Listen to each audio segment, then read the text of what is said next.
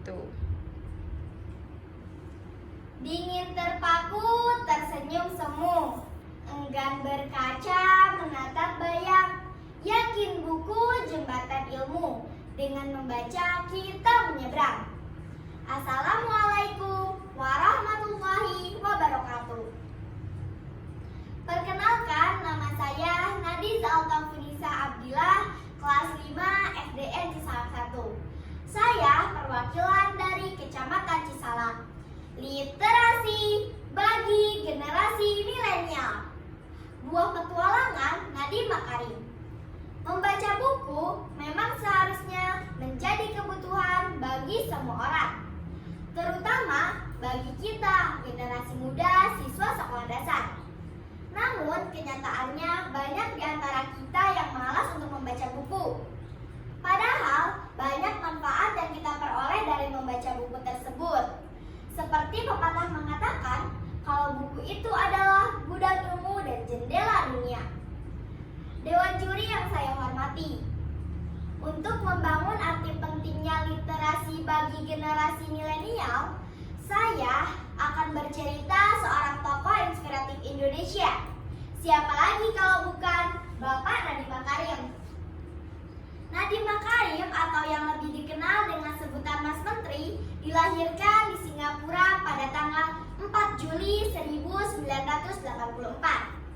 Ia merupakan anak seorang pengacara ternama Indonesia, yaitu Nono Anwar Makarim dan ibunya bernama Atika Al-Gandri. Sejak kecil, Nadiem dikenalkan dengan buku-buku yang menyenangkan dan menarik untuk dibacakan oleh orang tuanya, terutama ibunya. Setelah bersekolah, perpustakaan adalah tempat nongkrong favoritnya. Bahkan Nadiem sering lupa waktu kalau sudah membaca buku di perpustakaan. Ketika sudah menikah pun, beliau tampak bersama anak dan istrinya asik bersenda gurau sambil membacakan buku untuk anaknya. Di momen Hari Buku Nasional, Nadiem bagi-bagi buku kepada warganet yang bisa memberikan jawaban yang menarik. Kenapa buku bisa mengubah pandangan dan kebiasaan seseorang? Nadiem Makarim bersekolah di luar negeri.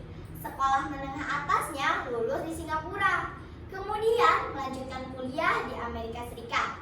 Tidak terbayang ya teman-teman, betapa jauhnya Amerika Serikat dari Indonesia. Kira-kira berapa jam ya dari Indonesia? Di Amerika Serikat, beliau berkuliah hingga menyandang gelar MBA. Wah, keren sekali ya Pak Nadiem ini. Memang sungguh kisah sukses yang sangat menginspirasi. Di usianya yang baru 37 tahun, Nadiem sudah sukses di bidang bisnis. Nadiem adalah salah satu pendiri Gojek. Gojek itu semacam jasa ojek. Saking cintanya Pak Nadiem ke ojek, terciptalah ojek berbasis online, sehingga memudahkan orang-orang yang membutuhkan jasa ojek secara cepat. Tak hanya sampai di situ saja, jiwa pembisnis Nadiem memang sudah teruji ada. Ia berhasil membawa bisnisnya ke tangga puncak, hingga pada akhirnya Presiden Joko Widodo menawarkan kursi Menteri Pendidikan. Ia pun menerima tawaran itu dan resmi diangkat menjadi Menteri Pendidikan dan Kebudayaan. Kisah sukses Nadiem masih terus berlanjut selama menjadi menteri. Pada tahun 2019, ia mengeluarkan kebijakan menghapus ujian nasional, yang tentu saja disambut baik dan gembira oleh para murid.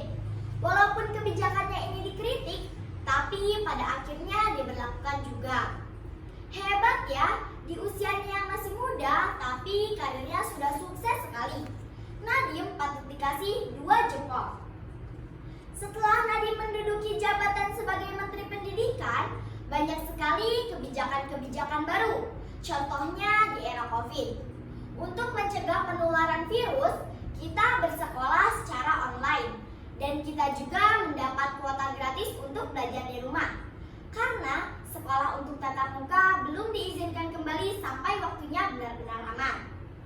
Setelah itu, Nadiem dilantik kembali menjadi Menteri Pendidikan, Kebudayaan, Riset, dan Teknologi pada tahun 2021.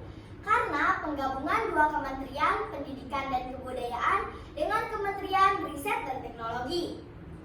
Kisah sukses Nadiem tidak akan berhenti di sini, karena beliau masih punya tugas berat untuk memperbaiki kualitas pendidikan Indonesia yang selalu dinilai tidak memuaskan. Untuk memperbaikinya memang diperlukan waktu yang cukup lama. Selama ada perubahan, kualitas pendidikan yang bagus mungkin saja bisa tercapai.